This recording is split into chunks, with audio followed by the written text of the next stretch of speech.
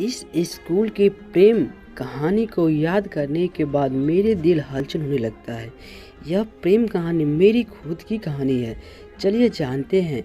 उस समय मैं स्कूल में पढ़ता था। मुझे पढ़ाई से काफ़ी लगाव था। वैसे तो मैं पढ़ने में उतना तेज़ नहीं था, लेकिन मुझे और भी पढ़ना था और पढ़ाई में तेज़ होना था।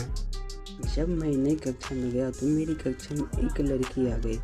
वह दिखने में मेरे लिए किसी परी से कम नहीं थी। उसको देखते ही मेरा मन तेज़ी से कांपने लगता था। अब मुझे ज़्यादा पढ़ाई भी करना था क्योंकि वो लड़की पढ़ने में काफ़ी तेज़ थी। इसके लिए मैं लेकिन मुझे ना जाने क्या पढ़ना था।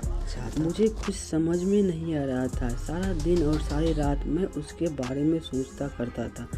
उसके बारे में सोचकर मुझे अच्छा भी लगता था, लेकिन जब मैं पढ़ाई के बारे में सोचता था तो मुझे बहुत ज़्यादा गुस्सा आता था। एक बार सोचा कि इसके बारे में मैं अपने दोस्तों से कहूँ, लेकिन मेरी हिम्मत नहीं होती थी। इसी सब के चक्कर में रह गया और मेरी कक्षा आगे का पहला परीक्षा सामने आ गया।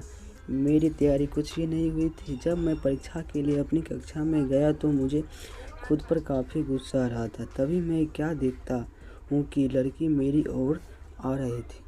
चेहरे पर मुस्कान थी। वह काफ़ी खुश लग रही थी। यह देखकर मैं कुछ देर के लिए अपने शरीर को हिला भी नहीं पा रहा था। उसको मुस्कुराता देखकर मैंने भी मुस्कुरा दिया।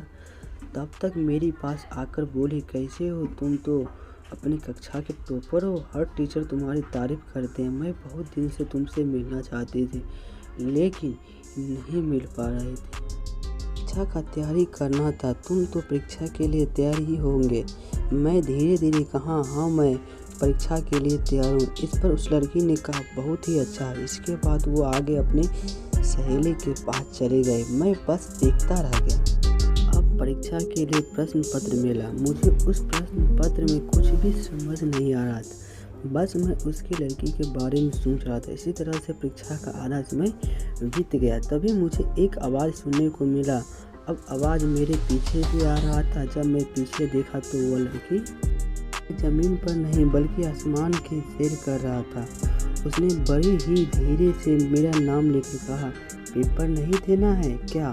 अभी तक तुमने कुछ भी नहीं लिखा है। इस पेपर में कुछ बोलने वाला ही था तो फिर से वो लड़की बोली, अगर पेपर में नहीं कोई समझ आ रहा है तो मुझे गवार की मदद ले सकते हो। उसके बाद मैंने अपने प्रश्न पत्र को हल करना शुरू कर दिया। मुझे कुछ संभाल ही नहीं आ रहा तो मैंने उस लड़की से पूछ ही दिया। उसने बड़ी ही समझदारी के साथ उस सवाल का हल बताया, जिससे किसी दूसरे को शक भी ना हो।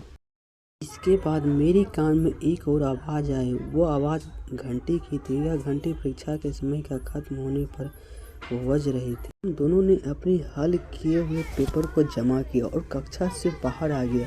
हम दोनों काफ़ी बात करने लगे। साथ ही इस समय में हमें लंच भी करना था। हम दोनों ने पहली बार अपनी लंच को बांट कर खाया। अब मैं सोच रहा था कि मैं सपना देख रहा हूँ या यह हकीकत है। इसलिए मैंने उस लड़की से कहा, तुम थोड़ा मुझे चिकोटी काटो। इस पर उस लड़की ने कहा, क्यों? मैं कहा, मुझे यकीन नहीं हो रहा है कि मैं एक सपना देख रहा हूँ या यह सब हकीकत